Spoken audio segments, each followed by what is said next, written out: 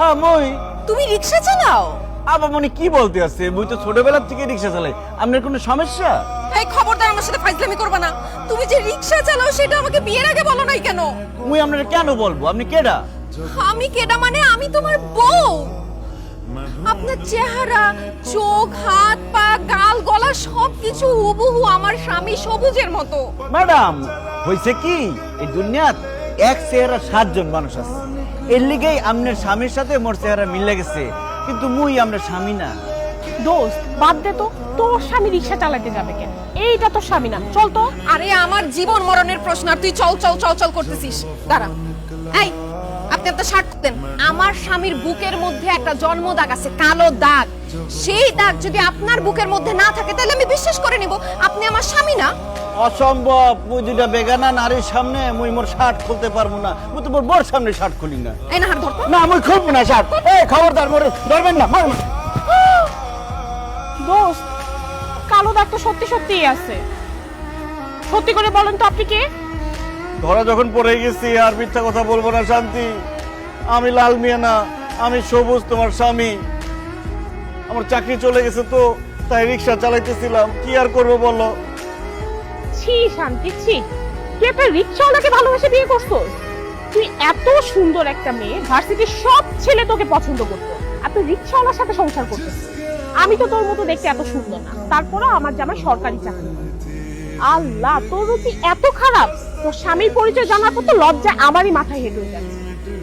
তোর সাথে আমি আর কোনো সম্পর্ক রাখবো না, কারণ আমার জামাই সরকারি চাকরি করে। তোর সাথে সম্পর্ক রাখলে আমার কোনো মান সম্মানই থাকে না। রিকশাওয়ালার বউ রিকশাওয়ালার সাথেই থাক। রিকশাওয়ালার আমি বিয়ে করছি, এটার একটা বিহিত করতেই হবে। এই শান্তি, চুপ কর। কি হয়েছে? কান্নাকাটি করতেছিস কেন?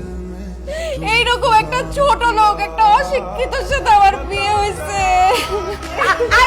খবরদার বৌমা, তুমি কোন সাহসে আমার ছেলেকে অশিক্ষিত ছোট লোক বলতেছো? অশিক্ষিত ছোট লোক বলছি কারণ সে রিকশা চালায়। এখন আপনি বলেন, ও যদি অশিক্ষিত না হইতো তাহলে কি রিকশা চালাইতো? সি সি, কি বলে? আমার ছেলে রিক্সা চালাবে কেন? এইটা আমি বিশ্বাস করি না। বিশ্বাস করবেন কিভাবে? ছেলের ব্যাপারে তো কোনো খোঁজ খবর রাখেন না। আপনার ছেলে রিকশা চালায় আমি আমার নিজ চোখে দেখছি। চুপ করে দাঁড়ায় আছো কেন? গুণধর মায়ের গুণধর সন্তান, বলতেছো না কেন যে তুমি রিকশা চালাও? শান্তি ঠিক কথাই বলেছে, আমি রিক্সা চালাইছি। এবার আমার কথা বিশ্বাস হলো তো শাশুড়ি আম্মা যে আপনার ছেলে রিকশা চালায়? এবার বুঝছেন আমি যে আপনার ছেলেকে ছোট লোক বলছি, অশিক্ষিত বলছি, এমনি এমনি বলি নাই। সে আসলে অশিক্ষিত, আসলে একটা ছোট লোক।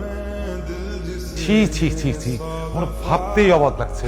আমার মেয়ের জামাই রিক্সা চালায়। আপনাদের কোনো মান সম্মান না থাকতে পারে, কিন্তু আমার তো মান সম্মান আছে। বাইরে যদি জানাজানি হয়ে যায় যে আমার মেয়ের জামাই রিক্সা চালায়, তাহলে আমার মান সম্মান কিছুই তো থাকবে না, আমি মুখ দেখাতে পারবো না। শান্তি, এই জন্যই আমি তোকে বলেছিলাম প্রেম করে বিয়ে করিস না, কিন্তু তুই তো আমার কথা শুনলি না।